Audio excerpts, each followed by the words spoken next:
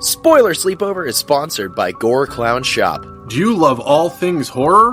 Books? Movies? Podcasts? Of course you do. Well, come on down to goreclown.com. Original artwork by an indie horror fan for indie horror fans. Use code SLEEPOVER at checkout to save 15% on your whole purchase. Oh, and did we mention?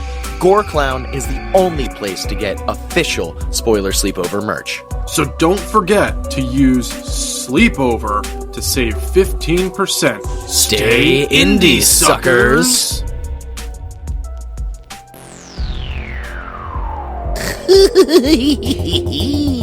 Welcome, ladies, gents, and our non-binary friends to Spoiler Sleepover, Season 3, the Season of Suffering.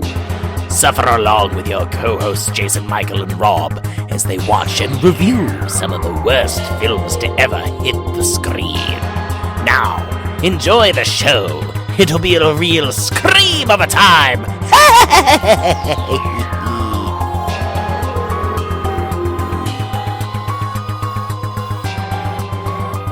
Rob! Jason Michael.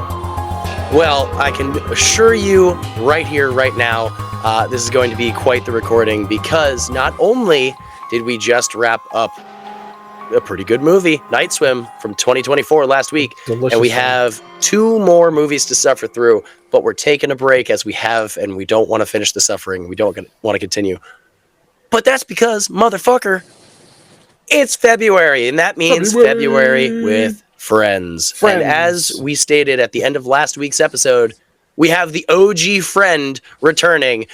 Ladies, gents, and our non-binary friends, please welcome back to the show, Christine! Yay! Yay! What's up, everybody? Christine's here, and this is Rob's first introduction with her as well. It is indeed. Also, at the same point, like I said, it's going to be quite the recording because I have 2 dogs in the room as well. Yes, I know. Whinge, whinge, whinge. But we have brought Christine back to talk about, it's going to be a nightmare, to talk about, of course, as you remember from 2 years ago, our first February with Friends, we had Christine on 3 separate occasions to talk about The Conjuring 1, 2, and The Devil Made Me Do It. We've also gone on record saying you shut your face. It's the best one. We've gone on record saying it's not the best. Rob is wrong. That's okay. It's not. It fucking is. I think I told Christine, I don't know if I told you, I'm willing to go back and rewatch them, but from a purely visual standpoint and to not take notes. Rob, if you could take this so I could take care of the dog, please. Yeah, so we have Christine on today. I'm very excited. Again, it's a pleasure to meet you for the first time in person. I was not here for the first February with Friends. That's why it happened, because I was in Florida. Fuck Florida. But we're here to finally close out the Conjuring proper movies. Not universe, but proper movies. We are going to be talking about 2025's The Conjuring Last Rites. And you are watching this live. If you're watching the video, you can see my wonderful name here. I always do a nice little funny name. It is called Oculus. This movie has already been made. I'm looking forward to talking about this. I watched this twice, begrudgingly the second time. I was holding out hope on the first watch, but we'll get into that a little bit deeper. For February with Friends, we have decided, instead of doing our normal openers, we're going to ask everyone that's on here, what are 3 movies that are coming out in 2026 that you're most looking forward to seeing? Seeing as you are our friend, what are your 3 movies for this year that you're looking forward to seeing?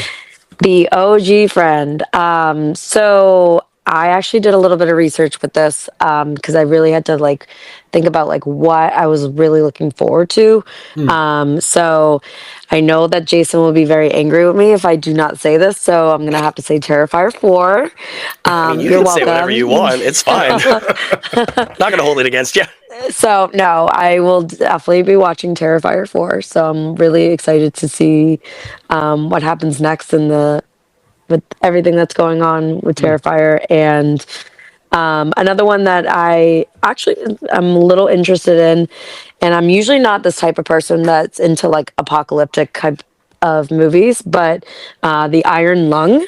I heard a little bit about that, so I'm interested to see like what that aspect will be. Like I said, I kind of like apocalyptic, but I'm interested to see like because the whole like the name of it just sounds very interesting. So I'm interested in that, and then Silent Hill as well. There you go. Yeah, Iron Lungs not on my looking forward to. I will be seeing it. I will be seeing it though. Yeah, it's Markiplier wrote, directed, and starred in it. Yeah. I'm here for it. It's also announced that it's the bloodiest movie since Evil Dead 2012. Like, yeah, there's no bold move, Cotton.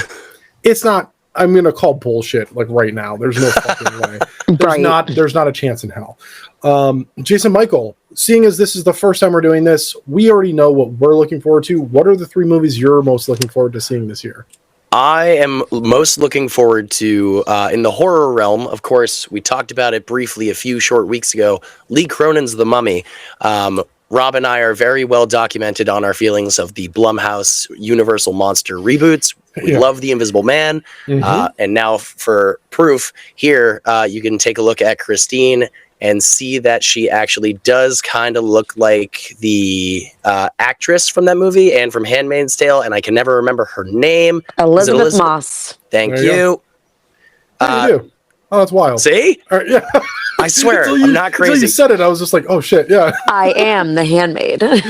Bro, like within the first week of me moving up here, I was looking at Christine, I'm like, I hope this doesn't sound strange from a brand new person that you're working with. You kind of look like the person from The Handmaid's Tale. She's like, I know. I'm well aware. So Lee Cronin's The Mummy. I love Wolfman. I know it's not everybody's favorite from it, but I figured, buddy. Wolf Vision. It's the best. Wolf Vision's great. So good. I'm hoping Mummy is going to be great. Not on the horror side of things. It's a combination between Doomsday and Spider-Man Brand New Day. Okay. The next 2 big Marvel movies, which apparently Doomsday, they might have to push back the release date because Dune 3 is also coming out that same exact day. So we'll see.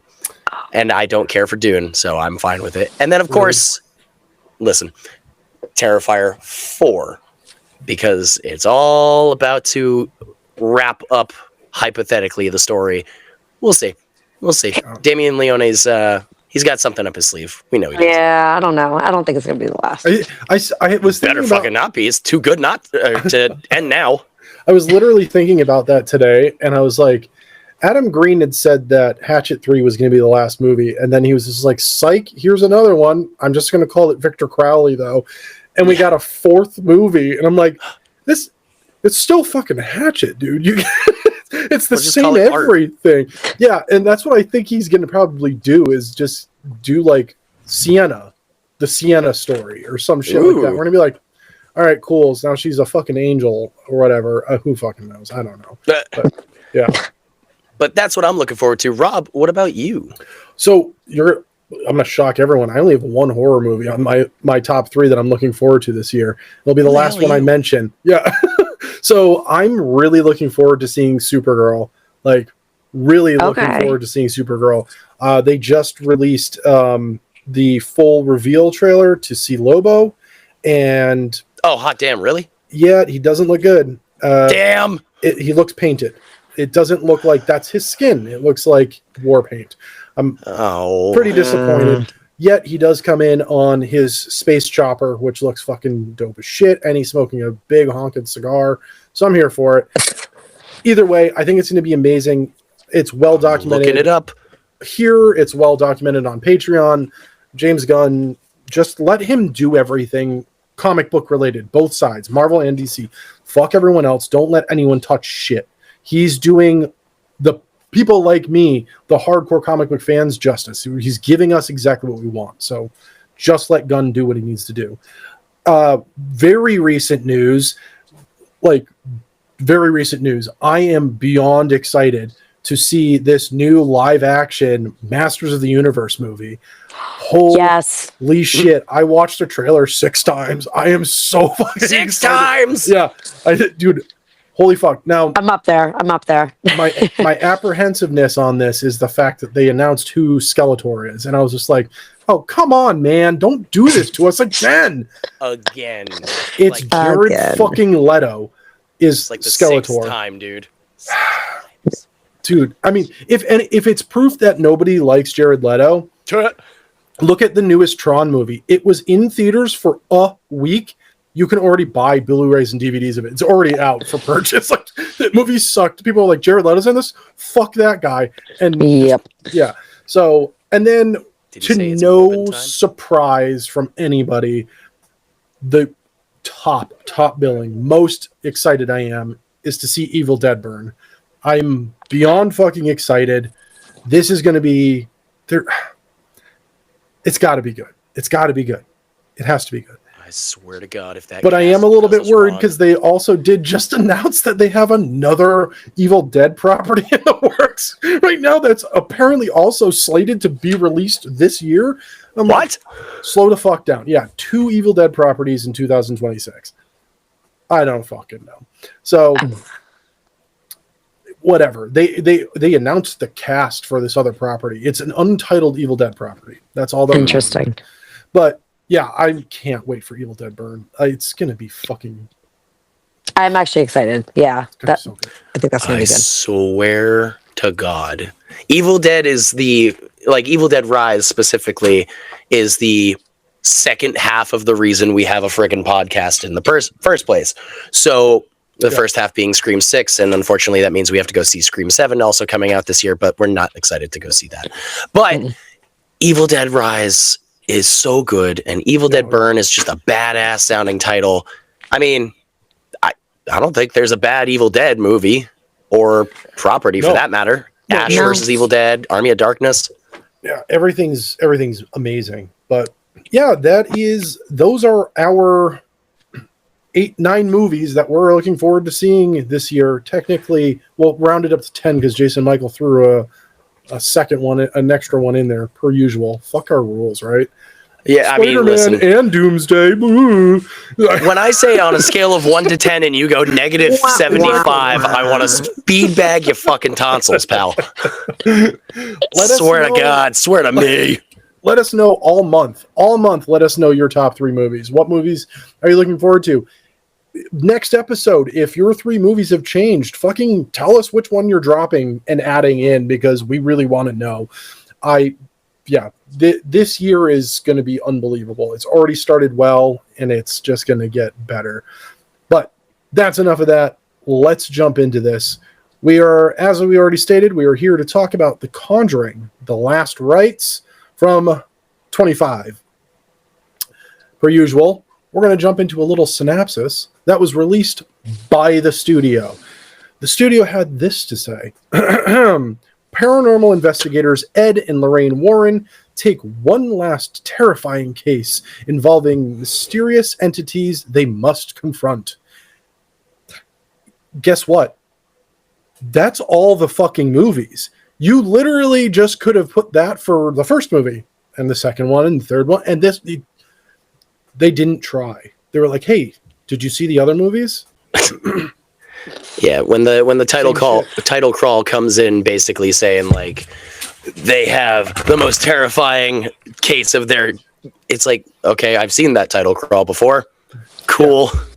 So, as we've been doing, when the studio falls flat, I generally try and find something a fan wrote that's a lot more fitting. And I couldn't find one. So for the first time ever, I wrote my own. Hey, this is going to be objective. Okay, all right. I wrote it and I proofread it and I edited it. I rewrote this 3 times, and I'm pretty proud of myself, I must say. So for the first time Did you publish it? No, not yet. I am thinking about throwing it on IMDb though, because all the other ones are stupid. So after Heather, Boo, hiss, boo. Wah, wah, wah. After Heather Smurl's confirmation, she is gifted an old mirror that offers more than just reflections. Yeah, you see what I did there? That's good stuff. After a number of horrifying occurrences, Ed and Lorraine make the difficult decision to come out of retirement when an entity from their past reveals itself again. See? Now that's the fucking movie. I also had to throw a fucking dad joke in there because, yeah. Mirror offers more than just reflections. I mean, I would take that over the original. Yeah. We've learned that the other one's the synopsises same. are all of the synopsises for movies synopsis for movies we've talked about this entire season, minus like 2, maybe 3. Night Swim was spot on. Yeah. Night Swim was spot on. Yeah. They're usually not great. And so I really wrote my own, and I think mine was fitting. I'm not saying it's because I wrote it, honestly, but like I think I covered the 2 points of the movie. Don't be rude. That's mean. So this movie was directed by Michael Chavez. If you know the name, you know the name. He also directed The Nun 2, The Curse of La Llorona, and the greatest Conjuring movie ever, The Devil Made Me Do It. So screenplay, I'm not even going to do this. I literally wrote, this is my notes, screenplay by literally 5 people. 5 people wrote this fucking movie. Didn't write any of their names down. The story was written by James Wan. That was it. And as he's done with all of them. James Wan writes the story, hires a fucking small army, or small soldiers, if you will, to write Good callback. a movie. Thank you. and then we get these Conjuring movies. And this is why they're so disjointed and disconnected. And that's why The Devil Made Me Do It was really good, because only one person wrote that movie. Hey-oh! Welcome to the episode where it's a brawl. Yeah, I stand by it, man. I stand by it. It's a good movie. I've rewatched it. You can die alone on that hill. That's fine. We'll be down here with the people that are sane. It's I love okay. this hill. So, yeah, let's get into this. Honestly, I don't know. I was gonna see this in theaters, and then I didn't. I waited until it hit streaming, and I was like, oh, okay, I'm glad I didn't waste my time in theaters. So was this? I don't remember if this was also wrapped up in. I know Devil Made Me Do It was definitely wrapped up in what the hell was it? The strike, and then pandemic. That's the word. Jesus Christ. But I added a marker somehow. But I know definitely that happening made The Devil Made Me Do It not great for me, especially because the strike, but also the CG was horrendous. Was this wrapped up in the strike as well? I know Insidious Last Door, Red Door was. Yeah. No, this was one of the situations of, and I'm not entirely sure why, they delayed it due to the fact that they weren't sure if they were going to end the series. So, and from Rob, what you I want to talk about that real quick before we keep going? Yes, from what I had seen, they had written 6 endings to this movie, depending on where they wanted to go with it. So 6 endings. It's a little weird, but so they just announced. So this is the last movie in the Conjuring story, and they just announced next year, 2027, there is a Conjuring prequel coming out. A movie that takes place before all of this shit with young Ed and Lorraine, and I was just like, dude, why? Are they going to use the same actors from the beginning of this movie? I hope so. That's what I'm thinking. The actor they got to play young Ed looks like the actor. Okay, cool. The actor I'm they glad got we're to all on play the same young page. Lorraine Full-blown, yes. looks nothing like her at all. I was just like, who the fuck is this? That is my first note. I thought maybe they did de-aging. I was like, because it looks like young Patrick Wilson at parts. Yeah. It looks nothing like Vera really Farmiga. Good. My thought process, because realistically, if you know the real world stories of Ed and Lorraine, like who they are, who their family is, their daughter Judy and her husband have taken over for them. After Ed died, after Lorraine was too old to fucking do this shit, her daughter and her husband do this shit now. So this whole movie, as I was watching, I was like, are they just setting this up to continue these fucking movies, but with the kids? I was like, and then the way the movie ends, I'm like, they're fucking definitely going to do that. They're going to, it's going to be like Conjuring Offspring or some dumb shit like that. They're going to give it a dumb name and it's going to suck. But yeah, as much as the Offspring sucks, but it's, I don't know, man. It's going to come for everything I know and love. A prequel is just dumb. Like, stop dropping the ball and give us The Nun 3 already. Like, for fuck's sake, out of the entire universe, the Nun movies are the most fun. Like, I really enjoyed them, which I was not expecting in any way, shape, or form. But those are fun movies. This one was over 2 hours of, is it over yet? For fuck's sake, is it over yet? So, I don't know. If you want to kind of just take this and run with it, Christine, go for it, man. Like, this is your bread and butter. I'm over here just shitting on them. I just have to say that I mean, it was really good. I enjoyed it. I do love the Conjuring movies. I just can keep rewatching them and just like grasping more information from them. But this one, I do have to say, like, it was lagging. It was, like, I felt like this could have been done a lot quicker in the movie, and it just kept going and kept going and kept going. I mean, I do have to say I liked it better than the other one. So sorry about that, Rob. No, but don't apologize. Rub it in his fucking smug ass face. Yeah, I'm gonna rub it in. I thought this one was better than the other one, so I give you that. And I am about witches and stuff, but I thought that was pretty stupid, the last one. So yeah, but this one, there's just certain parts of it that I wish that it could have been a lot better. I mean, it was bringing up the beginning where, the birth scene of Judy and everything. And I was just like, okay, like that could have almost been more the prequel that they're supposedly doing than into this movie. Like, I feel like that should have been like done way before. So I mean, that is, it does bode well for what they do with these movies, though, is they show you a little bit of something in one of the movies and then beat it like a fucking dead horse through all of the rest of the movies. So her being stillborn is going to be like the fucking catalyst for these prequels. Or the sequels, the ones where she's taking over. They're just going to keep utilizing that. I wrote a few notes for this, and that scene was one of my notes. My notes exactly were dead baby lives. What's her name? Big reveal. Like anyone gives a shit. Right. Like, but like they literally ramp it up like they're about to be like fucking Superman, and they're just like Judy Warren, and you're like, fucking great. Who gives a fuck? But it's just, I feel like, to a point, this movie specifically was designed for people who read any of Ed and Lorraine's books, like the ones that they wrote themselves about themselves, because there's so much of like their actual story in this versus, hey, this is a case that happened, let's blow it out of proportion like they've done with all the other ones, except for The Devil Made Me Do It.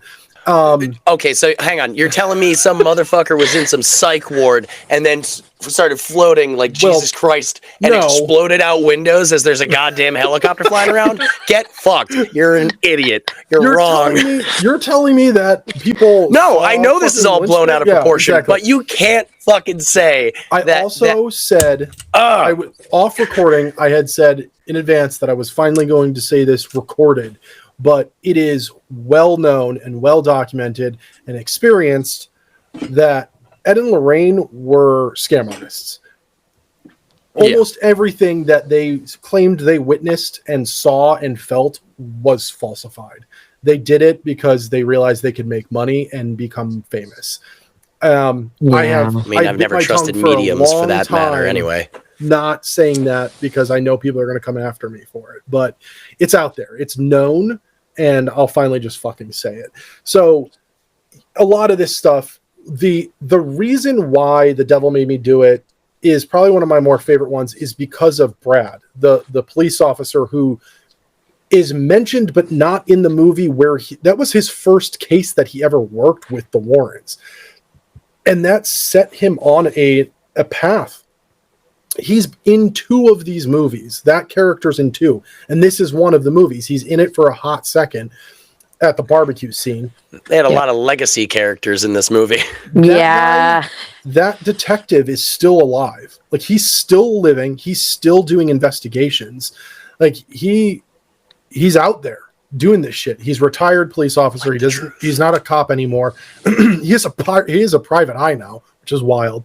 But like, is he if watching? If they're gonna do anything with this shit, give us Brad movies, man. I want to see like ghost detective movies. That would be The Conjuring. Awesome. Brad. That'd be fucking awesome. I'm here for it. Like, Actually, that would be kind of cool. Brad. But like, follow him in his younger years. Follow him while he's still a cop and still like helping the neighborhood. We have weird things happening. So like, he would clock out, and then he would get on to listen to calls and be like, "That sounds like it's something paranormal. We're not going to go. The cops are clearly not going to go, but I'll go." And that's what he was doing. Give us that. That sounds fucking way better than what this was. But so now that Rob has made his point clear, Christine has made her feelings about the movie clear. Yes. I enjoyed it. I didn't think it was horrible. I know you were teeing me up like it was bad when you first talked about it. Christine, I know you weren't too thrilled about it. And reviews were not great. Honestly, I was watching it. I was like, oh, this is nice. Like, there were moments I was watching Tony try and just be Tony and just try and be that boyfriend trying to get the father-in-law's approval and just like, ooh, fuck. And I'm like, oh, bless you, Tony. You're trying, man. There was moments where I was like, oh, good for him. And then there were other moments where I was like, oh, okay, all right, we're going down this road again. Mm-hmm. But there are so many better moments in this than in The Devil Made Me Do It. Because see, I agree with you on that.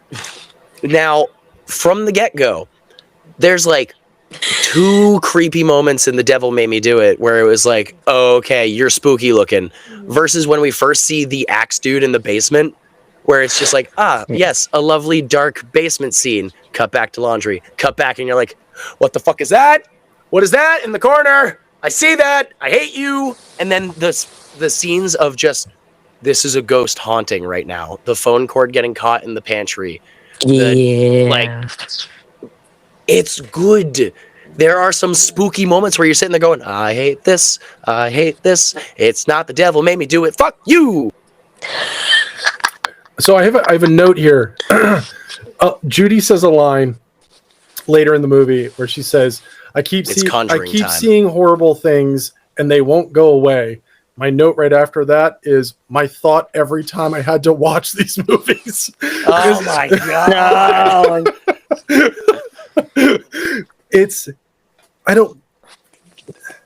Standpoint wise, the first 2 movies and this one are jump scare fiascos. Like, this is how do we sell a scary movie, hard quote fingers on that, to the masses, where The Devil Made Me Do It didn't do that. What they sold was the upsettingness, the fact that there's this loving family that is being torn the fuck apart by one good act that has now turned into just this fucking living nightmare.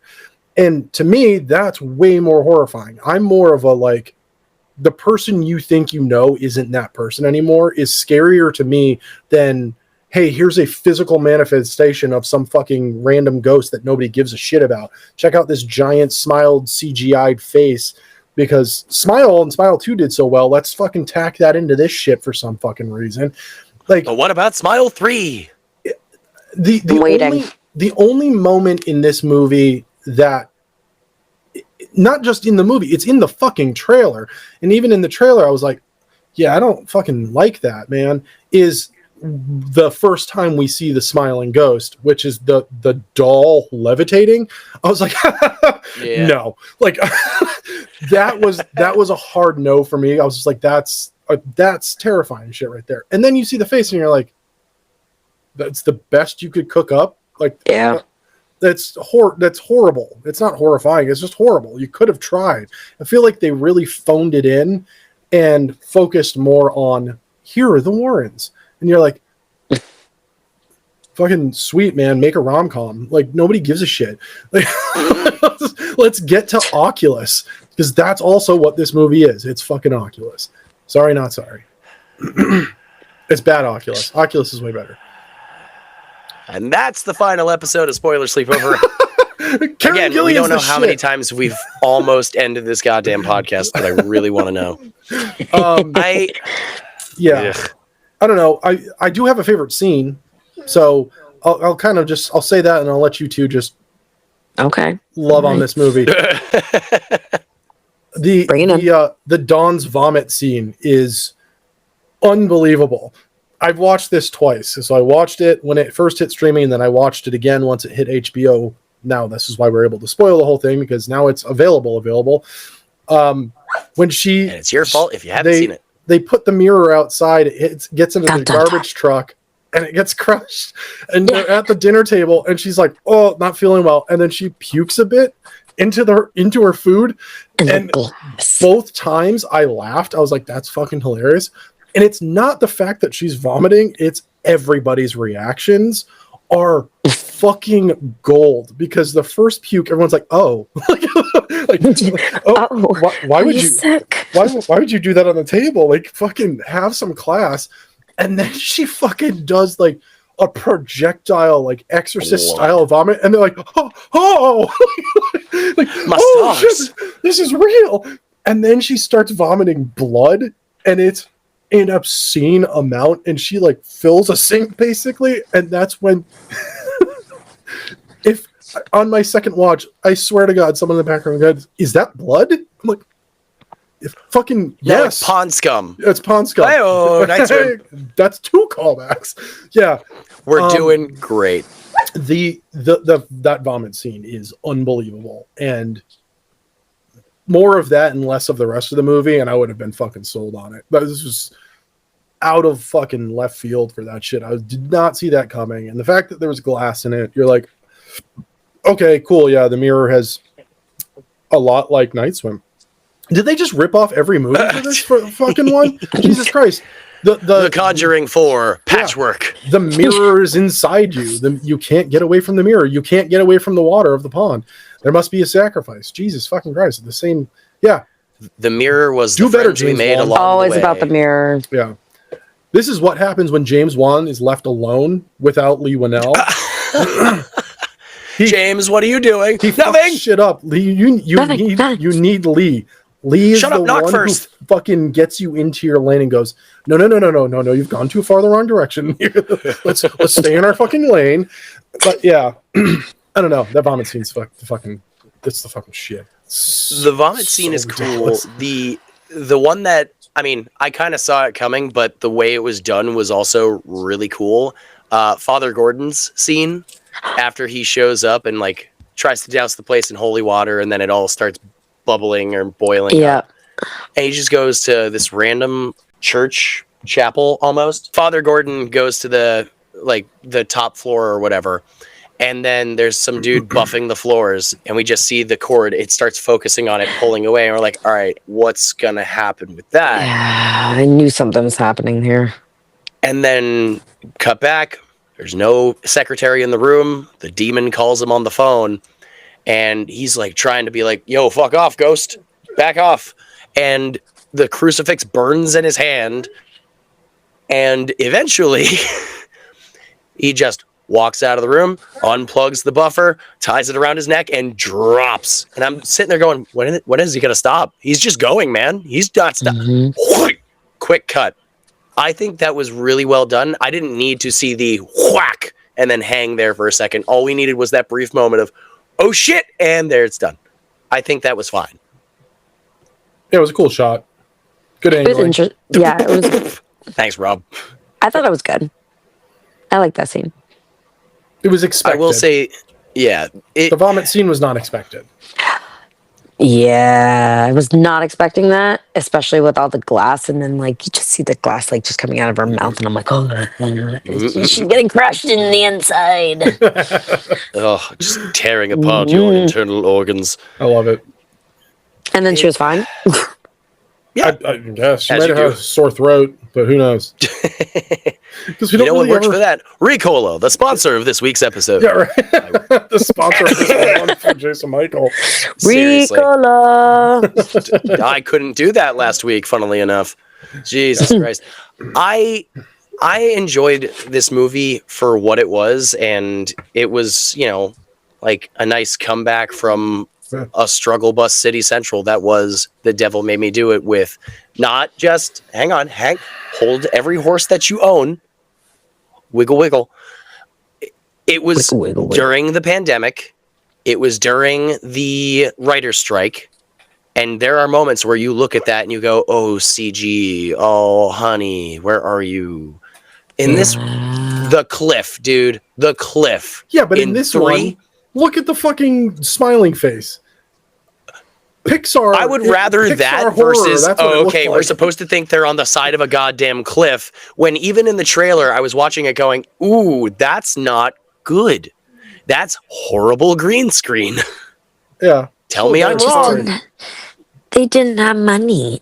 Yeah. Yeah. Story was still better. It's the best part about the writer's strike was the writers were on strike, but a lot of the writers were still writing. They were taking their time to like tweak the project they were working on just in case, so that when they Yeah, but they didn't get paid for it, so they didn't care to put in enough. They did for this one, in my opinion. Not this one. The Devil Made Me Do It. Yeah, good save. Good save. And future Jason, cut that right No, there. you don't. Yeah, I'm going to find a way to just make it go, Rob said this. I have I access love to our the uploading last too. rights. I'll put the Fuck clips last up there. rights. Ooh, I didn't say that. Christine, no! You're supposed to be on my side. Shit. So, Christine, did you have a scene that was like, oh, fuck for you? Like, you're like, this is it? So the whole part where, they have the barbecue for Ed's birthday, and Judy ends up going up to her room and goes through like all of her stuff, and she's, going through like old pictures and stuff, and then she starts sensing something is behind her, and so she starts singing her song of Lucy Lockett, put it in her pocket, and the rocking chairs rocking back and forth. And I was like, fuck, the rocking chair, which we all know is Annabelle. So Annabelle's there, and that Shut was up, the Rob. only part. Let her have it. The part I didn't get with fucking Annabelle is because she's in the fucking box, then why was she in the fucking rocking chair? So I was very confused by that, but then I was also like, oh, okay, what are they trying to say about this? Like, this is fucking weird. And, and she just continues going on with the words. And to be honest, I don't know every single word for that. But she just goes with it. And then mom comes in, and yeah, her boyfriend comes in too. And so it's just, I liked it. But yeah, I was like, I still didn't get the Annabelle part. So I was like, okay. And we get two of those too. It's the Yeah. end of the movie where yet again, they rip off It, Chapter 1. They get a giant Annabelle. I was just like, dude, what? And speaking of bad CGI, I was like, this All is right, fucking... that one, yeah, that wasn't great. That part I'll was give it that. stupid. I would say what you just said, which was like, I don't get it. What's the purpose? You do get it. And the purpose is they need to advertise Annabelle for the next installation of the Annabelle movies, which comes out in 2027. Yes, they're still fucking doing this one. Beat that dead horse, man. Beat it. What is it? Annabelle Kills everybody. I've watched all of them. Annabelle They're kills. all bad. Annabelle ends. Annabelle dies tonight. They're all bad, but the first one angers me to no end because, dude, it's Rosemary's Baby. Yeah. With a fucking doll. Yeah. It's so much Rosemary's Baby that the apartment they move into is the same set. That's the same apartment. I was just like, Is it really? It's the same fucking house. It's the same apartment. It's the same exact one. Oh, I was I'm like, gonna have to looking, go I'm like, back and rewatch that now. is this? Oh, And I was no, like, what a shame. no. And then I was like, this is the fucking whole thing. I was livid. I watched it with my fiance, and she was cracking up because I was so angry the whole time. She was like, "This is funny," and I'm like, "It's fucking Rosemary's Baby. This is." Ugh. But yeah, just give us the Nun 3. Stop fucking giving us. Stop doing all this shit. Give us the Nun 3. I really, wholeheartedly, really like the Nun movies. I agree. Really like the Nun movies, and it took me a minute. And I told Jason Michael weeks ago, maybe a couple months ago, it clicked with me because I went to rewatch the first one, and I was like, "Yeah, this still hits. I like this." And I was watching the second one, and it clicked, and I was like, "I get it now. The Nun is the perfect crossover between Freddy Krueger and Pennywise." I was like, "That's both of them balled into this creepy ass woman." I'm like, "That's why I like this so much." And she's a creepy ass woman, so Yeah. Poor Bonnie. I mean, she was our bloody legend for 2, but still. Yeah. My wonderful wall back here is all of the Toonie Terrors. I collect them. I have like an entire wall covered with them. And there are a few. Wait till you see the Funko Pops. Yeah, which is other side of the office. But there are a few that I'm like, don't care for the movie. I'm not going to buy them. Watched The Nun 1 and 2, and I was like, fuck, I'm going to go buy The Nun. And I went out. I literally went out like the next day, and I was just like, where's the Nun? Where's the Nun? Found her. And so she's up there on the top shelf somewhere. I think she's off screen. Yeah, she's up off screen. But do they have an Annabelle one? No, let's see. There she is. Yeah. There's Valak right there. Yeah. So I have a lot of Toonie Terrors. You're a nerd. I even got Jaws. The Jaws one is badass. 100% will agree with that. Yeah, that was a hard find. That one was difficult to find. There's been a few that have been difficult to find, but yeah, I don't know, man. I think, to be fair, I don't like the movie. That's very very clear. But to be completely fair, and with the movie, this is a good way to close out this current storyline. And then suddenly the prequel. I think that they knew what the purpose was and what they were going for when they were writing this. They were like, we've already said that this is going to be the last one. That, as we already know, the hesitation and the delay in the release was them going, is it going to be the last one? And when they finally were like, yeah, we're going to nix this. We're done with this. I think they found the right way to close it without making it seem like the book was closed. You know what I mean? Like, yeah, there obviously we know, and the viewers know, that Ed and Lorraine are real people. Judy and her husband are real people. They are? Yeah. And so I thought it was also cool with the credit roll of like, here's what's happened after this case, basically, and then getting the real pictures and all that and whatnot. I'll give them that much. This was a really good way to close out the series, but where there's millions, people will fucking make another movie, and so here we go with a Damn fucking prequel. right. Maybe the prequel will be better than this one. I mean, it could be just hearing the. I don't know. We don't know. Christine, fight We this don't man. know. We don't know. Yeah, seriously, you can come at me. That's why people listen to the podcast. So they love that we fight. I am gonna come out and say The this, gloves are that coming off. yes, I have mixed feelings with this movie, but I love this series, and it's just powerful, and it's just, like I watch documentaries on Ed and Lorraine Warren and like all these different things about them, and like there's some cool badass people, yet people are saying like they're like they fake everything, they do all this stuff, and yes, I believe yeah, some of that might be true. I don't know.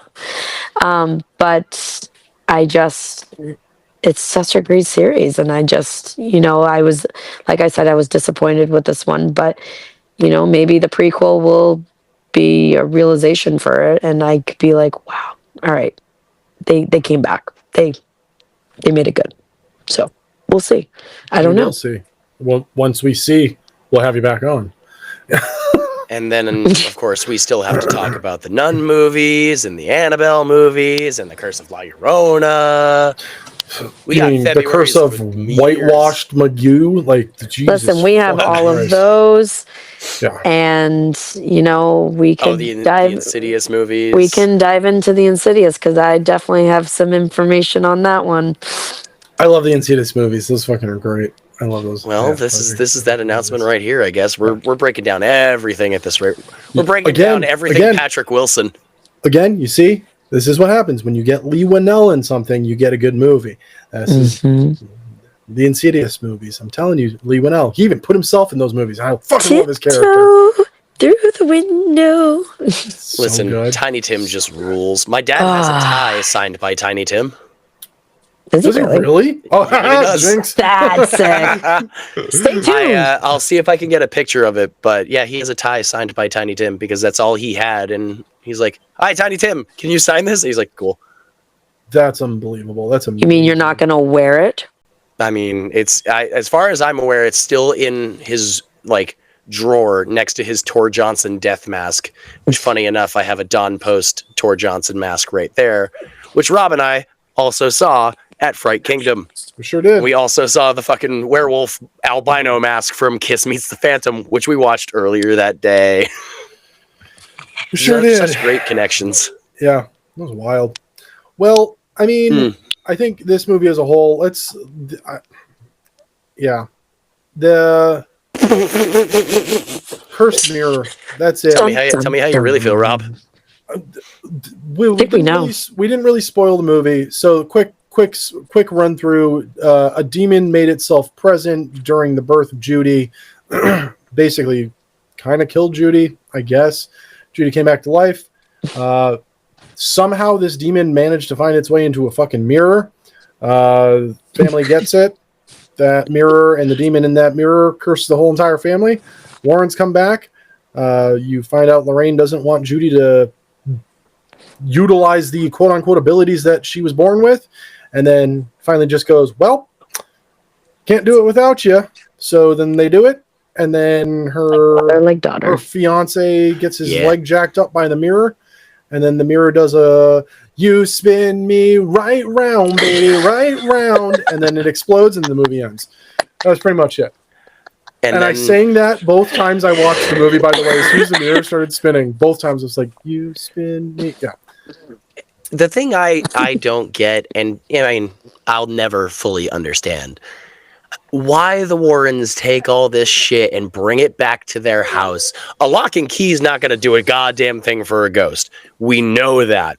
But seeing the Annabelle doll there, seeing the chalice from The Devil Made Me Do It, seeing the picture box of the Crooked Man, and it's like, oh, these are all nice little moments. It made me happy that we have Christine back to talk about another Conjuring movie. Again, this is the reason we have February with Friends, where it's like, Christine wants to talk about the Conjuring movies. Yeah. Rob's not here because at this point, Rob hates with a burning passion the Conjuring franchise. Let's do it now. And here we are 2 years later. Yeah, I think in this movie alone was the first time they were like, all right, here's something real about the Warrens. During Ed's birthday party, where he's just like, yeah, just don't touch anything. Everything's haunted. Go on in. Yeah. That's the real side of things. Everything they got was possessed or haunted. Hard quote fingers for everyone that's only listening and not watching the video. Yes. So the real side was like, it was there to show off. They charged admission at one point so people could come in and walk through that room. Everything they did was to make fucking money. So, yeah, the Annabelle is a fucking Raggedy Ann doll, for fuck's sake. It's not that not creepy looking. It's not. Because that thing is not even fucking creepy looking in the first place. But All right, Rob, go hug the Raggedy Ann Annabelle doll, and we'll see what happens next week's episode. No. I'll say nothing on the recording. But yeah, I mean, Because it's. Rob I mean, is you're not dead seeing via all a the ghost. news reports. You're not seeing all the news reports. People are dying after holding it. Oh, no. Yeah. It's Ooh. coinky dinks. But it's yeah, I don't know. I think that was the Speechless. one real side of all of this was being like, this is actually what happened. And you're like, it is. That is actually what happened. They're just like, check out my room of shit. They were hoarders. But they were. Organized hoarders. He was allowing people to go, yeah, check out all this shit that I have. But yet, Judy's not allowed to go in that room. Right. And you just see her standing at the door and then walk away. It's like, Yeah. There's a few scenes before we do continuing on with the scene shortly after that where it's Judy in her room and the whole Annabelle doll. Again, there are moments where I look at these movies and Lucy I go, Locket, put it in her pocket. fuck the fuck off. Especially where Annabelle's there. She turns around. The chair's still rocking. Do we not have a problem with that? Right. Whether there's a doll there or not, chair's moving. Nuh-uh, man. GG the FO. Also, the dress scene, this is going to make a lot of sense to Rob if he's seen it. There was, 2014, Slipknot came out with an album called Point 5 The Gray Chapter. They did promo pictures where the band members and their masks were in that type of octagonal, hexagonal, mirror type room. And it is one of my favorite promo shots that Slipknot has ever done. I tried to find it. I can't find it anywhere for some reason, but I'll look it up and I'll post it on our socials because it's spooky. It's badass. Yeah.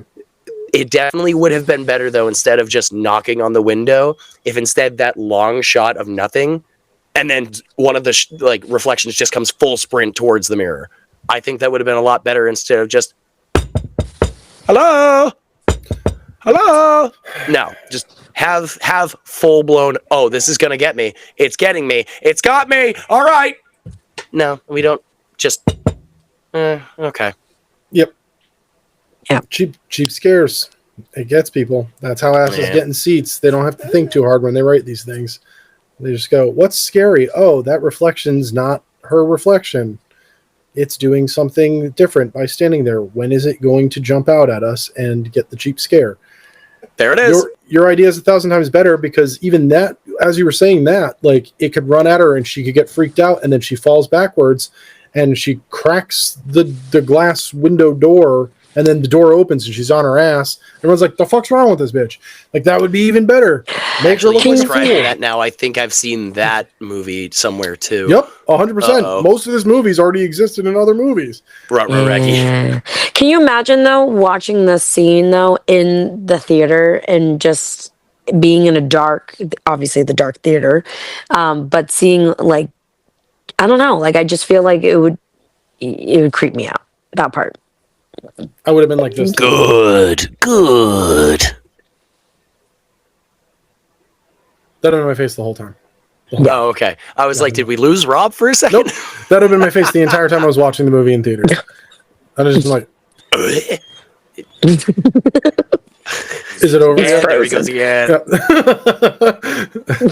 I have moments. When I went to go see Primate, I saw Primate in theaters, and I was tense the entire time. And there was a specific moment in the movie where something happens, and I was like, "Oh, no one's safe." And I was like, I just relaxed for the rest of the movie. I was like, "Yeah, I don't have to worry about what's going to happen to anyone." I was like, literally nobody fucking safe in this entire movie. And I was like, cool. And I was just like laid back, and I was like, this is great. I'm here for the ride. I'm enjoying it.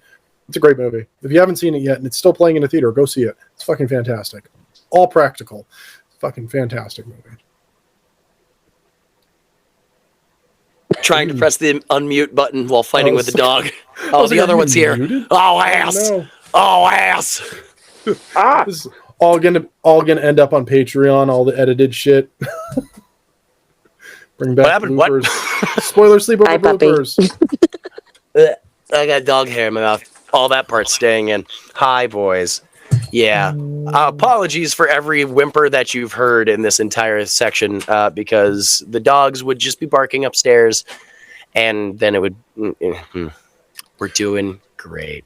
Well, But, with I all mean- that being said, I would say Yeah. let's jump into our bloody legend.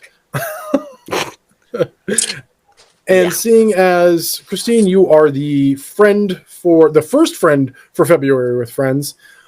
The Is there OG friend. anyone or anything to fit with the theme of the season of suffering that you would dub the bloody legend of the week for the Conjuring Last Rites?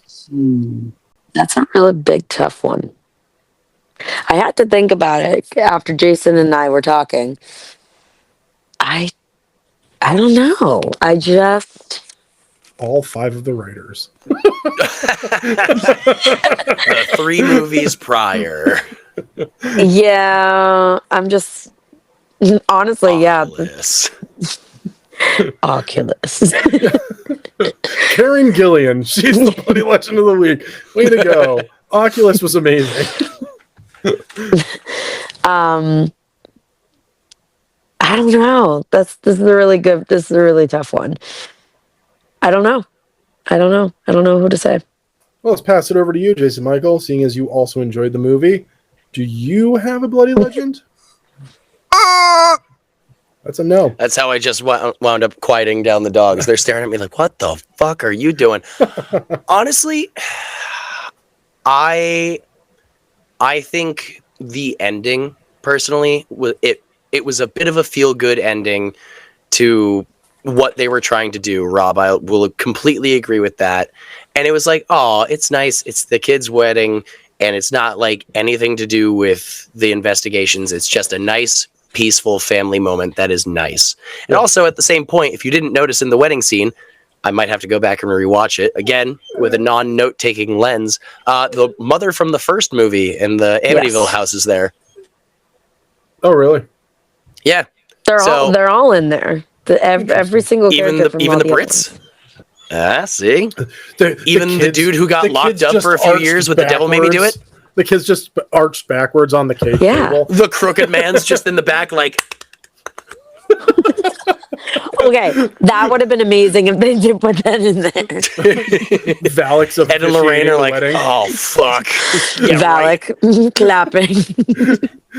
She's the officiant. I think it was a nice ending to send off this portion of this storyline. So I will say Bloody Legend goes to the ending, which usually is Rob and I going, fuck this movie because nothing was great except for the ending when it was done.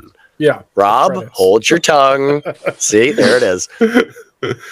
Well, of course, then, after we have our Bloody Legend, we have our rankings. On a scale of 1 to 10 spooky rotating mirrors, Christine, what would you give Conjuring The Last Rites? I'm going to go with a hard 7. Rob's face is already great.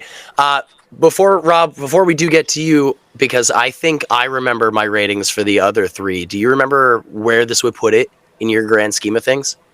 Like your ratings for 1, 2, and 3, Christine? I know it was also 2 years ago. So I'm pretty sure for like my first one, I think that was like a 10. Second one was like a 9. So I mean, they're kind of going down. Yeah, they're kind of going. Where did The Devil Made Me Do It and wind up on your scale there, Christine? Jesus fucking Christ. Good. You know, it's better than a 0. I mean, but okay. So all right, yeah. So it went down and then it went up a little bit. So I mean, it got there. But I was gonna say, seeing as I wasn't here for the first one, should I just give my ratings for all of them, all 4 of them? No, because we know where you're going to go with it, and we all know what. God damn the it! endings are. Dun dun dun. We all know. I think I'd actually shock both of you, to be completely fair. All right, and fuck honest. it then, Rob. On a scale of 1 to 10 rotating spooky mirrors, and then tell us after your 1 through 3. Go for it. So The Devil Made Me Do It. Fuck you. Last rites. It's a 75,000 bajillion. Fuck the rating system. I love you, buddy. Asshole. That's why you're gonna put an IMD. Last Rites, fucking put your synopsis there. All right, anyway. Last Rites is a 2. And it's only a 2 simply for the vomit scene. That's the only good scene in this entire movie. That was it. The movie was boring. It was far too fucking long. There was no need for any of most of this movie. It was just annoying. The first Conjuring movie is a 3 just simply because as bad as it was, it at least kept my attention the entire time. It still wasn't good. It was pretty fucking bland. The second movie was a 5. I give the second movie a 5 simply for utilizing contortionists and having some really interesting and cool shots in it. As a whole, it was visually stunning, but again, the story was fucking boring as shit. And then The Devil Made Me Do It. Bill Wilkins. The Devil Made Me Do It was a 7. I really like The Devil Made Me Do It. You all know why. It's an amazing story. It's very well done. It doesn't focus on jump scares. Yeah, so that's it. Jason Michael, on a scale of 1 to 10, you spin me right round mirrors. What would you give? I'm never going to get that up.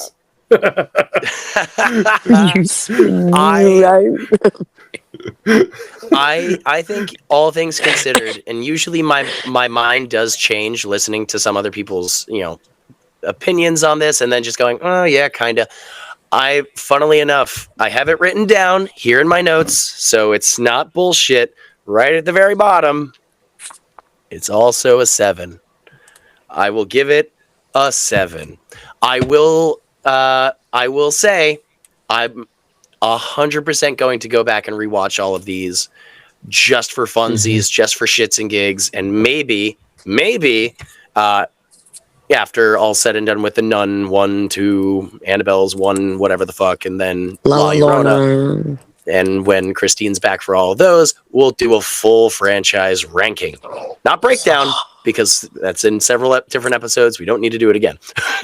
I think for 1, I gave it a 6. 1 was okay. There were some good bits in it. Not personally my favorite. I think it was also the only one I maybe saw in theaters. It was maybe one of those fever dream movies where it's like, I know I've seen this, but I don't remember a damn thing about it. Like Chronicle. I know I've seen it, don't remember a goddamn thing about that movie.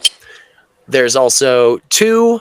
2, I think I either gave a 9 or an 8 to. I really liked 2. Don't act surprised. I told you, Rob. I told you that 2 was tremendous. The moment you watched it, you're like, good. This fucking sucks. It's the England side of it. The Crooked Man. Valak is tremendous as a terrifyingly haunting now horror icon. The Crooked Man is still slept on, especially the fact that he is stop motion. He's so creepy, and I love it. 3. Crooked This is where I can't remember if I gave it a 1 or a 0, but it was either the first one that I've ever given or the first 0 that I have ever given. But yeah, it's a roller coaster, and I'm excited to see where the rest of the Conjuring universe goes. So yeah, there we go. Conjurings 1 through 4 in the books with Christine, and finally Christine and Rob. Yeah! Yay! We don't have to agree on things to be friends. That's why Jason, Michael, and I have been friends for so long. With all that being said, Rob, before we do part ways and say thanks with Christine, of course, now that we know what math is mathing, what's next week's episode, and who do we have for our second episode of February with Friends? OMG, we have a guest that everybody has been waiting for, a guest that everyone's been hearing from all season. Next week, we are so excited to finally have on and have a full-blown conversation with the one, the only Selena. We will hear her thoughts for an extended period instead of just one little note. This is going to be amazing. And we are talking about a horror-adjacent movie, which I am also extremely excited to talk about. because it's going to go into the comic book realm. We're going to be talking about 1997's Spawn. It's Hell yeah. Cool. An awesome fucking conversation. You are not gonna want to miss two comic book hardcore nerds nerd out about a comic book movie. This is going to be amazing. Christine, of course, as always, thank you very much for joining us. It has been fantastic to not only have you again, but for the suckers to hear your voice again. It's been 2 years, and that's 2 years way too freaking long. So we're definitely going to have you back, not only for season 4, but definitely for February with Friends going forward, because you are the OG friend. Mm-hmm. This is the reason it started, is because Rob's like, hey, I'm going to Florida. We can't stop the podcast. And I was like, we can talk Conjuring with Christine, and here we are 4 movies later. I can't believe it's been 4 years from that. Oh, love it. Yeah. Christine, you are an absolute joy to have on this, and it's always tremendous to talk spooky movies with you. So thank you very much for joining us. I know it was a bit of a later recording, but thank you for soldiering through it with us. Thank you very much, Christine. Thank you. My pleasure. And it was a pleasure to meet you finally. Thank you. You as well. They're gonna start brawling after this because of the devil made me do it, and I'm here for it. Pay-per-view tickets, by the way, sold at our Patreon at patreon.com/spoiler sleepover podcast. If only that were true. But hey, if you like what you heard, go check out our Patreon. Check out our Twitch, twitch.tv/spoiler sleepover. Go to our sponsor, Gore Clown Shop. Get a spooky piece of merch over there. And of course, until Spawn next week, again, Christine, thank you very much. Hopefully I'll see you at work on Monday. To date this episode, the Northeast is about to get punched in the fucking face by snow. I would rather just sit on my couch and relax. And watch more Conjuring movies. Exactly. Hell yeah. Rob, or stay tuned for Insidious next. Ooh. Let's do it. I'm here for it. Well, until next week. Sleep tight, suckers!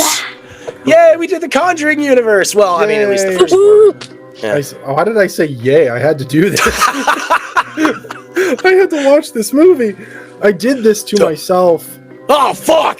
Thank you, Christine. Thank you. You're welcome. Bye. Bye. Thank you for listening to this week's episode of Spoiler Sleepover, but the fun won't stop there. Go follow us on Instagram, Facebook, Threads, TikTok, and if you have any episode ideas, please send them our way at spoilersleepover@gmail.com.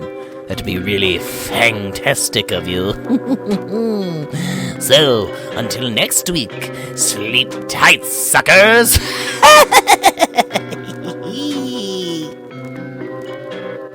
Spoiler Sleepover is sponsored by Gore Clown Shop. Do you love all things horror?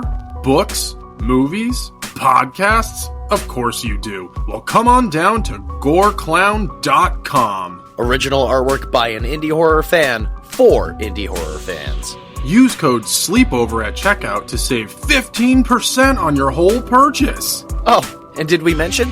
Gore Clown is the only place to get official Spoiler Sleepover merch. So don't forget to use Sleepover to save 15%. Stay indie, suckers!